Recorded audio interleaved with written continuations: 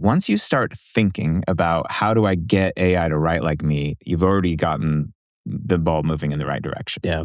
Right. And I think the advantage we have as marketers oftentimes is we still actually do have a body of content that we've already written. And I think that's the biggest differentiator that's going to accelerate how fast it can write for you is feed it examples.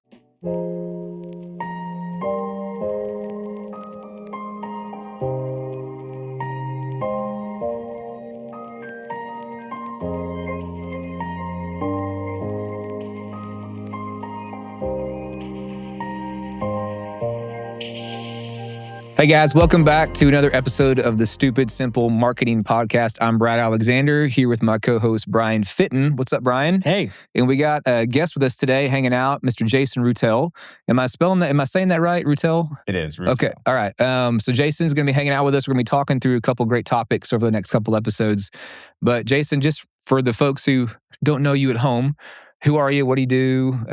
Give us a little just introduction to yourself. Yeah, I'm Jason Rutel. I run Creative Nomads. We build digital legitimacy for world changers. And so what that looks like oftentimes is branding, websites, SEO, pay-per-click. We build foundations, then we bring traffic. Awesome. Great. Jason is a new relationship to Bryan and I. He's moved to the area, but we've gotten to know him over the past year that he's been here. And it feels like we've known you for a lot longer than that, which is great just because you're fitting in really well. Fitting in really perfect. well. Yeah. I like it. Unintentional. but perfectly delivered. Yeah. Thank The reason we want to have you on today specifically is there's a couple things that just as we've interacted with you about, you're just really good at. You have deep thoughts. You have reasons behind things, which we appreciate as marketers. Like, here's a thoughtful reason why we do this and all that kind of stuff. And today, what we're going to dig into is AI. Not like anybody else is talking about that right now, right? Yeah. But with the folks that listen to what we're to our show and who we're really trying to help, there's this element of you're not a mega team. You don't have a team of 30, 40 people. It's like maybe 1 to 10, who knows? Maybe you're the marketing director. Maybe you have 2 or 3 members and there's a lot of tasks you're doing and you've probably dabbled in AI. I'm sure we've kind of talked about that, but there's some just element of hesitation. And I feel like there's a in the air every time I read something about AI, I think I'm like, oh man, I'm behind, right? And that's like always the case, right? And so we want to have you on today because I know there's some ways that you've been able to really leverage it and play around with it and spend, frankly, more than I have and Bryan has, that we would just love to unlock your brain and listen to. And so that's where we're going to kick it off today. Let's just dig into that a little bit. Maybe what are some of the AI platforms that you feel like are pretty commonly being used that you're using in the marketing world? We were kind of talking about this earlier, and kind of what's a pro and con versus each one. You don't have to give us all 30 if you're doing 30, but kind of 4 or 5, probably some things like that. We'll probably live in the lane of mostly writing and creating content that way. So just kind of speak to that for a minute. What are some things you're using and seeing? Yeah. So AI has been around probably decades at this point, and it's really only been in the last few years that the consumer level, our level of access to that has really exploded thanks to ChatGPT, right? That kind of on-ramp. And I think everyone probably in your audience has used ChatGPT at this point. Sure. Like my grandma is even using ChatGPT, which is just wild to me. And it was probably about 2 years ago, or about 6 months after it came out, you started seeing a shift in the way even people started using it. And it used to be like, hey, you should Google that. And now the shift, my wife, I would not consider her tech advanced at all. Like the Wi-Fi goes out, she's asking me to go fix it, right? Or Bluetooth, or even just anything technical. Yeah. And the printer gets set up, right? Now she's shifted to saying, I asked ChatGPT about this. Right. Yeah. And to see that user behavior change in the people who aren't tech forward is pretty interesting to watch shift. Yeah. And if we're not aware of that, it should be sending us as marketers, we have that kind of that pulse, right? We want to know where user behavior is going. And the dominance of Google in that space is kind of waning, although they are one of the AI, kind of leaders in that space. So you mentioned talking about different tools that we're using. Just talked about ChatGPT. Perplexity is the one that I like to use from a research perspective because it does a very good job of putting its sources up front. So you ask it a question, it's going to URL reference every single line on the list of things it gives you, which is a concern too over the last years of just like, where did it get that answer? Right. Can I trust it? And everyone probably notices this, but AI says everything with confidence. Yeah. There's no question mark. This is the answer, obviously. This is it. Yeah. And you're like, it must be true. Yeah. But then if you ever questioned it, and it's like, well, actually, you're right. Good catch. I was wrong. Oh, you got me. You're like, hey now, like, come on. So Perplexity is great at like giving it sources. From a writing perspective, I really like Claude. I feel like ChatGPT does a really good job, and maybe I've just spent the most time in it, like knowing me. I've like trained it on who I am. I've given it lots of like my personality tests. And so if you ask ChatGPT, have you ever guys done the prompt? If anyone has never done this prompt and they use ChatGPT enough, it's scary. But you ask ChatGPT, say, what's something about me that you know that I probably don't know or I'm not aware of? Ooh. Have you guys asked? No, I haven't. No. Like, what did they tell you, Jason? Yeah. It is surprisingly accurate. Like it'll just read like the things that I tend to do, like leadership blind spots, or because of my creativity and the things like I have this, willingness to go rabbit trail down something and may not be aware, and it's accurate. Yeah. I did that recently with Enneagram, Strength Finders, Working Genius as well. I was like, here it is. Here's my calendar. Here's what you know about me. Yeah. What should I focus on? What should I delegate? And it actually, the way it set it up has been the way I'm structuring my week now, because it's like, I can lean into these spots that I know that are my strengths. And that's just ChatGPT. And it's like, you have a tendency to do this, so stay away from those things. You should absolutely not be doing this, but you have to lean into these things. So I mean, from a personality standpoint, it is so helpful. It does a really good job of doing that. And it's actually really interesting. So I tried it two different ways. One of my clients has deep research around like formation of identity and who you are in Christ, and has books. And so like I took the books and fed the books into ChatGPT, and I said, based upon this framework, how does it apply to me? And it read my mail. In like a scary way. And I was just like, and then it said, here's something light that you should do this week to start like doing it. It was breaking down the difference between like identity change from a mental assent perspective, and then identity change from a neurological, like your nervous systems. Like you might think differently, but truthfully, your nervous system isn't catching up. And so this is what you have to like kind of almost exposure therapy, like live through it in order to get your nervous system to catch up to the identity change your mind has already done. And it's like, breaking it down. Right. Oh, yeah. Yeah, and I think you mentioned Claude for sure, and it comes to writing. I think, everything I'm experiencing that, I've shifted to it, and that, at least right now, as of almost March 2026, that seems to be a major shift in people who are doing, again, a lot of writing specifically, whatever that looks like, is it just does a better job, whereas chat does seem to be, again, more like, man, you're like my coach, my mentor. Like you can get into my head and help me think through some things or search for some things. Whereas Claude, but then if you try to get to write something, it's, how many M dashes can we use? how many 3-phrase, like it's this, and this, like repetitive. It's taking old good forms of writing and just manipulating it, or the whole, like I get so tired of seeing this in chat. It's like, it's not this, it's this. It's not this, it's this. This isn't a program. This is a life change. This is, what, and it will reinforce that. It's like it uses that writing mechanism way too much, right? And so, which is annoying. The first time it kicks them out, this is pretty good. And then you're like, oh, everything it writes sounds exactly like this. Yeah. I did have I was doing some writing stuff, some things in it, and I was showing it to my wife, and she's like, either you talk like ChatGPT or this is chat. Like, I don't, because you do kind of talk this, I was like, I don't know how I feel about that. Is it, who's influencing who here? Yeah. But where I was going to, sort of switching to Claude and talking through that, maybe before we get into that, we're trying to talk about just getting over the hurdle of using it, right? Because again, there's a lot of people listening who probably have the thing they're trying out or they whatever, but maybe they're just not really comfortable or confident with it yet. And there's a book by a guy named Jeff Woods. It's called The AI-Driven Leader. And he talks about like building strategic thinking systems and like using all this stuff. But his main thing he just says is like, start asking the question, how could AI help me with this? Like if you're not really sure, anything that comes up that you're thinking through work, life, like how could AI help me with this? And like if you lean into that, then you're more likely to start playing around and exploring that. And so has that been kind of your experience with how you've just gone off these like you said, rabbit trails into things in the AI space? Yeah. So we talked about Claude. That's a great one for writing, and like that mentality of how can AI help actually leads to kind of an approach that a lot of people have found successful with AI. So if we all just applied this is something I'm using, is that same question. How can AI help me with this? It's called reverse prompting. And so essentially the best thing you can do with each of these platforms is, hey, how should I ask you for X? Okay.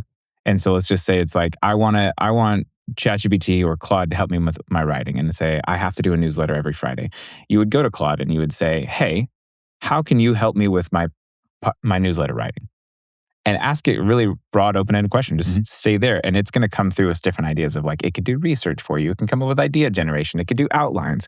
And it's going to give you all of those things. And at that point, you get to kind of pick and choose. Like, which parts of this process do I still like doing myself, or do I want help in?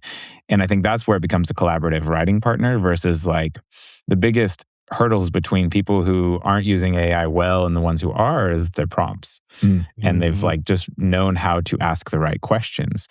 And the secret is sometimes just to do reverse prompting. Getting into good prompts. I mean, I've heard that too, and I've had that challenge myself.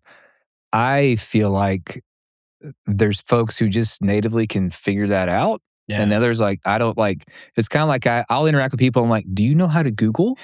They'll like ask me questions and I'm like, do you not know how to Google? How would I find it? Yeah. How do I figure out, like, just type it in, and like, I don't know what to ask Google.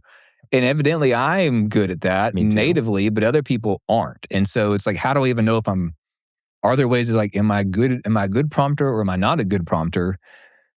Like, give us the answer, Jason. How do I know? But like, just if your results suck, that's how you know. In college, you ever have the passive aggressive friends? Like you ask them a question and they would like send you back the "Let me Google that for you" website, where it literally sends you a screen recording of them typing it into Google. Sometimes I need that for "Let me ask ChatGPT for you." Which I think is the new version of that. But I think the problem is if the output wasn't good, then just it was your prompt. Okay. Like, overall is if you're not getting good results out of AI, because it's just it's an algorithm. Like people think AI is this magic box, and some of what I like to do is just it's got its own data set. Each of the models, and why they're better at some than the others, is they have their own different data sets and training algorithms and different libraries. And then there's something called context window, which just means how much information can it hold at one time in its head. Okay. Like, so the certain models have larger ones, so it can process larger amounts of information at a time. So it's like if I gave it, the ones that don't have good context windows, for example, if I gave it that book, it would be able to read like the first 10 pages. And like it would just make an assumption based on those first 10 pages. Versus the ones that have the larger windows would be able to read all 200 pages and actually be able to digest that information. So I think it's important to note that there are some limitations to that. And it's like if you got a bad result, it might be just because it couldn't process everything, or it's just trained to be different. And like we don't get the luxury of seeing under the hood of how Perplexity and Claude and ChatGPT is really like programmed itself and what is in their training library. But there's lots of people kind of experiment with creating your own ChatGPTs, and you can do custom GPTs. And what you're doing is giving it more training materials, right? And so you're like essentially saying, think of it as like a processor, like a brain and a memory bank. And so we have the ability on a lot of these to change the memory bank by giving it PDFs, by giving it, your emails. Like, hey, I want you to write like me. Here's all my emails as an example to know how I write. Now I want you to write like this. And certain brains, so like ChatGPT or Claude, can process that information a little differently. Yeah. And the best test is literally take the same prompt, the same data, and try it on both. Yeah. And just see how it works. And like, do I like this one? Do I not like this one? And what I will do a lot of times is just bounce back and forth. And I'll give something to ChatGPT, and then I'll go to Claude and say like, ChatGPT said this, and how would you refine it? And then it'll like spit it out. And then I'll go back to ChatGPT and said, Claude did this. And it's way more detailed. And then, and ChatGPT will be like, oh, that's great. And they love each other's work, right? Yeah. So complimentary. They're very complimentary of one another. Very Canadian on the AI front. So if we're talking to marketers who are in this spot, and we could say even marketers who are leading teams, they're not necessarily looking to completely replace maybe their email or something like that? Because there's been some pushback from even in the corporate world, even upper leadership of saying, we're not using AI to write your emails because it is just becoming slop, right? And so how can they take what you're talking about, like these prompts and understanding, maybe playing Claude against ChatGPT or using Perplexity for deeper research. Like, we want to be able to help people speed up their processes, right? You were talking before we started recording. It was funny. We talked like, man, we should just be recording right now. Like, slow down, Jason. You're giving us too much great stuff. Say it again. Like, right. yeah, say it again on the recording. But I think from that standpoint of like, the practical application, I'm putting all this stuff in so I can build this model for me to be able to actually produce something that is going to be helpful a lot quicker. You were talking about integrating your sales process kind of in that as well. And I know we're talking in the marketer space, but like, is there something that you can walk us through that you're doing with I know you're connecting Gemini's, like Go High Level, ClickUp, some of that stuff, where maybe we focus on a project management type software to be able to maybe direct, here's something you can do in that space. Well, I think there was two parts, because what you just opened up might be a little bit of a can of worms, like, because that one involves. Give us a surface level. I'll tease that example, but that example is using something that's kind of controversial in terms of like the tool has opened up a lot of security concerns. So I'm using OpenClaw. Oh, that's right. Which used to be MultClaw, which before that used to be Claude bot and Claude whatever. And the issue is that Claude got really mad at them for like name infringement, and like Claudebot became MultClaw, became OpenClaw. In the span of a week. It was nuts. AI drama, soapy drama. We won't spend it. It was nuts. It was like the Wild West of AI, but for like a week. And like, anyway, I don't want to go down that rabbit trail, but that's what I'm using.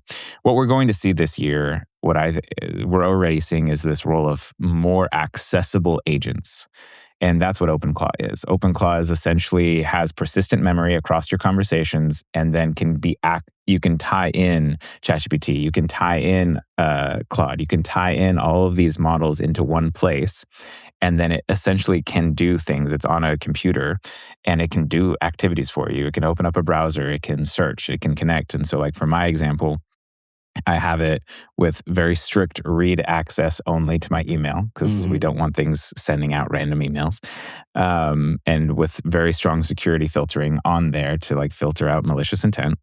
And then it also has access to my proposal software. It has access to my project management software. So that would be Better Proposals and ClickUp. And then it also has access to Go High Level. And so the idea is, back in the day, last year, last week, it used to take a lot more time to tie these platforms together. Like you'd have to have an engineer go like, look at this API documentation, look at that API documentation, and build me a bridge, a middleware between the two. Well, now AI agents can effectively be the bridge for you. Like I literally just gave it the API documentation of Go High Level and said, read that. And it did. And I said, I want to take this information here and I want to tie in from Better Proposals and go look at the API documentation there. And gave it an API key for each, and it could read it, pull the data within about 10 minutes. And that's unheard of. Yeah. That's wild. And so like, I know that's getting a little technical, but now it can literally, when a proposal gets sent from Better Proposals, it can log and update the deal on the pipeline in Go High Level, and it just keep that information synced. See, and that's, I mean, for me, we've been talking about this for, honestly, the past couple of weeks of, I have this call, we're using G Suite. So it's like Gemini is pulling transcripts and notes and giving a summary. I'm like, I want that to feed into Go High Level from in all my my CRM. And then again, we use the contracts with inside of that. I'm like, this shouldn't be difficult to take my schedule call to end result of like a nice proposal, send a contract. It's all data that we're already collecting. We're manually having to do all this. And so we've looked at like Zapier and some of the other tools like that of like, how do we connect all these things? And that's why I think from a marketer standpoint, it's like these manual tasks that I'm doing, how can I speed up that process? Because the point of my job is to not sit here and do manual hourly work. It's to get results, right? And so if we can speed that process up, obviously that's a big deal. But I love that use case, being able to say, this is just a possibility. And again, we try not to go too in the weeds on this stuff too. So I appreciate even keeping it, even for me, there's an element there's an element of that is, even if you're listening to this, that may seem like, I just got sleepy and I don't know what they're talking about, right? And that may be you, right? But it's also like, maybe that's like Neo seeing the Matrix, right? We're just trying to get to the point where like, I know Kung Fu, right? Like, let's just get to that first part where you can start to believe in the possibilities and the curiosity, like, well, what else could this help me do? Because obviously somebody's not going to log in today and be like, all right, cracking my knuckles, I'm attaching high level to PandaDoc to, QuickBooks to, I mean, whatever you want to say. You're not going to figure that out in an afternoon. But the more familiar you are with how things work and the more comfortable you are in those waters, then you're more likely like, well, all right, this is working over here. How could this work over here? So maybe let's switch over here to the other lane and we'll just go down the lane of writing. I know you have an example of like, there's basically like Jason Claude. Does he have a name? I don't even know. Like it's you are like you've gotten to a place where you feel like something can help write something on your behalf, or that you're trying to get out faster. But you're like, this is me. This is relatively how I would say it. And so that wasn't an overnight project, unless you just spent 12 hours in a row, which I know you could have done that. And but just let's kind of walk through that process of how'd you get to the outcome. And then where did you start, and kind of these messy points in the middle that you had to figure this out and then try this. Just kind of let's walk through that step by step that maybe open the door for possibility for people who are like, I've tried that or I started it, but that just, I don't know. And so. Yeah. I will say you shouldn't dive straight into like giving it access to everything and just like hit go, because there's some disclaimer. Legal, please. Yeah. Everything we're talking about. I'm not an attorney. I cannot give you any legal advice. If it deletes everything, it is not my fault. I take no responsibility. There's actually a story. Did you guys see that recently in the last week where she's the head of marketing or something, and her OpenClaw deleted all of her email inbox and just like went to town on it, and she couldn't stop it. And she had tested everything before. Like she had been like, I mean, she was head of security of something, and like she's the person she knew the things. She knew the things, So, which is why I spent weeks playing with it in its own little sandbox. The safer thing is like treat it like an employee. If you're going to mess with it, give it its own email account, give it its own access to its own little like sandbox. And don't give it direct access to yours. And it's like for my calendar, it has delegate access to my calendar from its own Google account. So I didn't just give it access to my account. It's got its own. And so I think that like separation of security is pretty important. But to like, where do we test the waters? Your example on writing, and I think for me, it changes with every tool iteration. Sure. So what I think is useful about that, though, is once you start thinking about how do I get AI to write like me, you've already gotten the ball moving in the right direction. Yeah. Right? And I think the advantage we have as marketers oftentimes is we still actually do have a body of content that we've already written.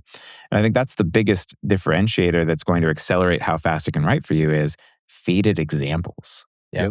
Like, do you have emails that you've already written? Do you have, for me, I don't write a ton. Like I just literally like one sentence, and I do a lot of Loom videos.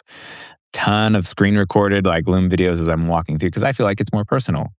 Well, all of those are transcribed. And so I have all of the transcriptions from every Loom video that I've done that I thought was good, and I just downloaded them, put them into a Google document with 1,500 tabs, and fed it to it. And at that point, like that's from a high level of like, what did I do? I was like, hey, here's the examples of how I write like that. And then I just saw the output. And it wasn't always consistent. So like that's kind of where I started, was just like, here's how I write like that. And then the next level up from that is, okay, it's not as consistent as I want. Now I went to Claude and I said, create me a voice guide based upon all of my content. So like, here's how I write. Build the rules. Like I want you to analyze how I've written and create all those structures. And it starts writing out, use this word, not that word. He writes like this. He's very warm and friendly. He ends every email with onwards. And we avoid the crazy like words like synergy and those weird words, and it builds that entire rule set based upon how I've written. And then try again. And now when you write, it's exponentially more like how I write. And I could see what it writes now. And I'm like, yeah, I would say that. And at that point, I mean, it's really, the biggest part of the work is just downloading and resourcing all of the pieces. Getting the library to feed it. You're getting the library together. Okay. So does that replace you, or does that speed things up for you? Like how do you use that to write whatever you need to write, but still be soulfully attached to it? when necessary. You follow me? The example I'm using, and some people may hate me for it, I don't know, but what I've done for my LinkedIn posts, which have been more consistent now, is I'm literally taking the recordings from my calls and taking the transcripts, and then I'm running it through that filter that I just talked about where it knows my voice guide. And I say, here's the conversation I just had with a real person, real client. This is me. Translate that into a LinkedIn post, like pull out the insights that we had in that conversation and write me a LinkedIn post about that. And so it's my conversation. It's my new content because it's a recorded conversation. Then it's filtered through the way I would write. And then the posts that come out, I read them and I see, does it sound good? And that's been my process to get to LinkedIn content that's not just AI slop, right? Yep. These are my conversations, my insights that have come out naturally, filtered through the way I would say it. And then that's how we're getting to the LinkedIn posts. Yeah. I love that in the sense too of like, as our audience here, listener, if you're tuning into this, being able to actually say, helping maybe your upper leadership, or because there's so much more in the marketing space now that the brands need a face. They need that upper leadership, the founder or whoever it is, they need to be out there more, as we're not just a logo. We're not just hidden behind a logo here. And so I think that that's great from a marketer standpoint of how do we get our leadership more out on the internet in general. LinkedIn's a great example. So being able to actually say, if your leadership are in your meetings or your strategy sessions or whatever, take that transcript and be able to plug it in. And now Joe, our founder, can have 10 weeks of content that is actually his voice. And I think what you've really hit on is the human connection, right? It is something that has actually come from that voice. And so again, I'm always thinking of like, especially with our clients, like how can we help them in that space?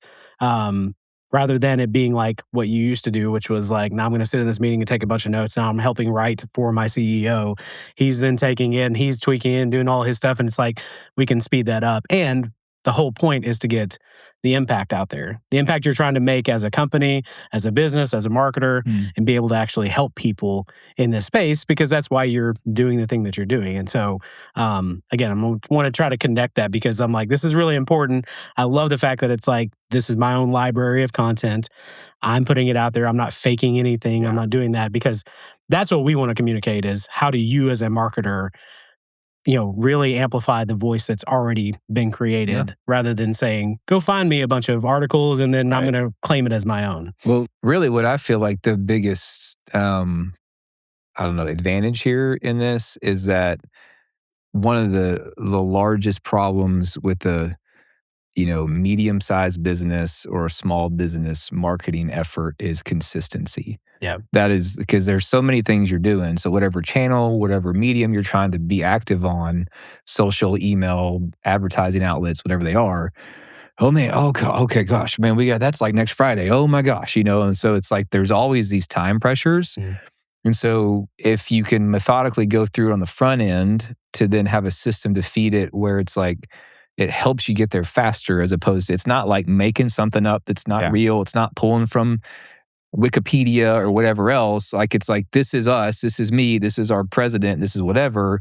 And it's really aiding you to get to consistency faster with just a lot, because it just cuts out so much of that grunt time that you would normally have to do to get it right. And so I think that's a huge advantage. I think the other side too that I'll sprinkle in there, because my business lives much more in the writing and messaging world, right? And so I've had so you're like, are you gonna go out of business? And I'm like, no, there's no way I'm going out of business, because what I also know is just like, if I give you a set of pencils to draw something, and I give Picasso or Da Vinci the same set, and I'm like, here you go, you got the same tools, but what they're going to come up with is going to look vastly different than me and my kindergarten drawing abilities, right?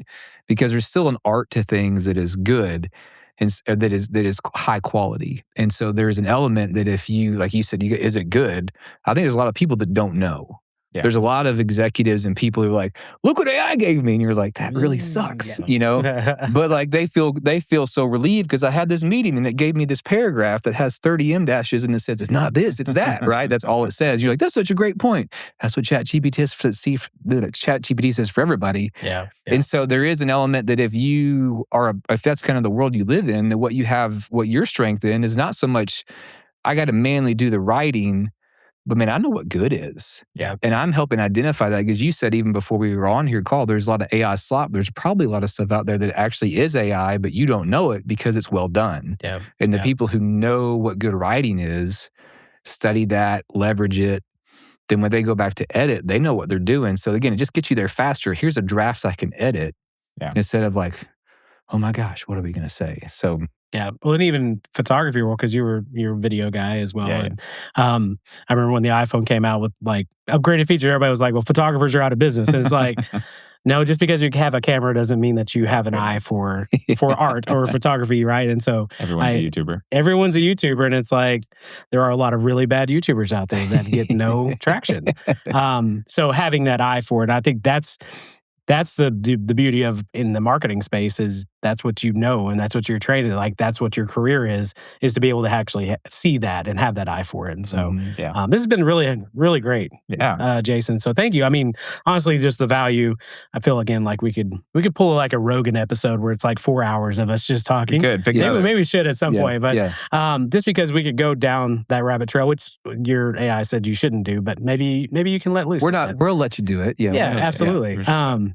So tell us, so actually, I mean, what you're doing and what you're creating in the world, what is something as a final call to action here for our listener? What's something that they can do today, this week, to actually implement? They show up Monday morning, I'm going to start using AI. What's just one quick thing that they can do?